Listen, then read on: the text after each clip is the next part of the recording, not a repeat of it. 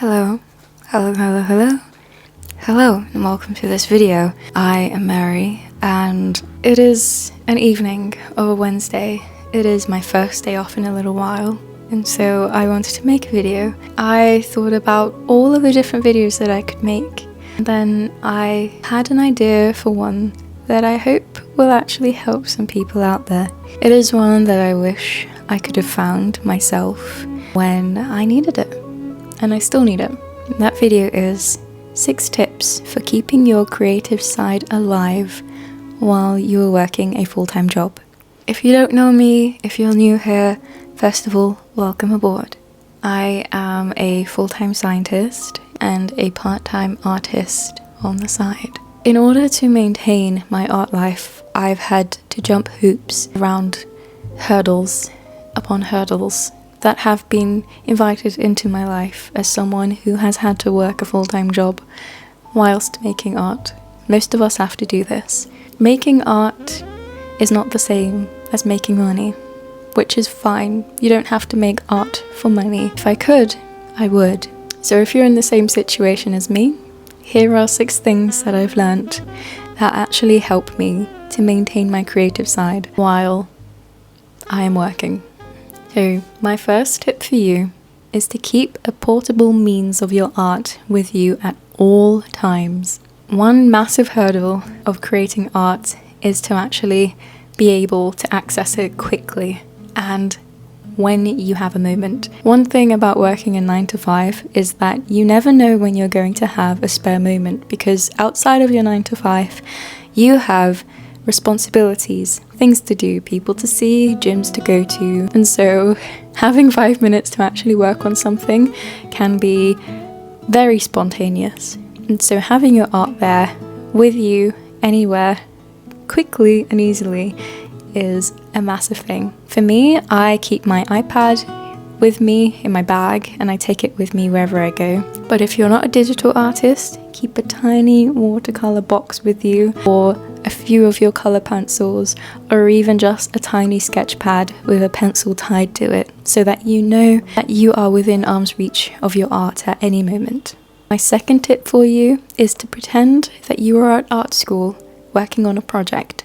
Let me explain. If you're working on a piece, you know that you have to get to the end of it. You know that you have the pressure to already have envisioned what you are going to come out with. But if you're working on a project, especially in art school, the thing about art school is that you need to document your progress. A project is something that you shape slowly, deliberately. It's like growth. It's like feeding a plant and allowing it to bloom in its own time. There is no pressure on you as the gardener. You just have to show up and be present. So allow your art to form slowly, shape it, create it, do small bits every day. And remember, you are developing something, you are shaping something, you're not aiming for perfection. My third tip for you, which actually is something that I do right here on YouTube, is to document your art journey. I call it a journey because I quite like adventures and I see it as one. Ever since I started posting on YouTube, I realized that my narrative has gone from, do I have enough time to make a whole illustrative piece today, to, I wonder what I'm going to film myself doing today. And it can be something as simple as having a thought about doing art, to buying some new coloring pencils and trying them out. It becomes more of a process rather than a chore. And it's also super fun to look back and see how far you've come in your journey as well. My tip number 4 is to believe deeply in the value of your joy. This one is a little meta. It is not something that you can do specifically, but it is a frame of mind.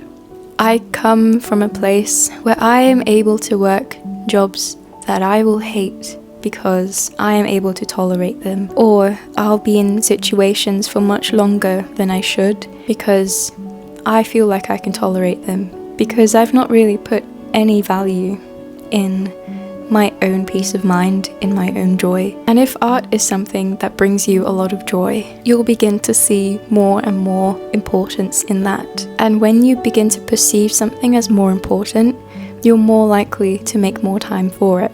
So, from me to you, personally, I don't know you, but I know that you deserve deeply joy in your life. And if I know that, you should absolutely know that about yourself.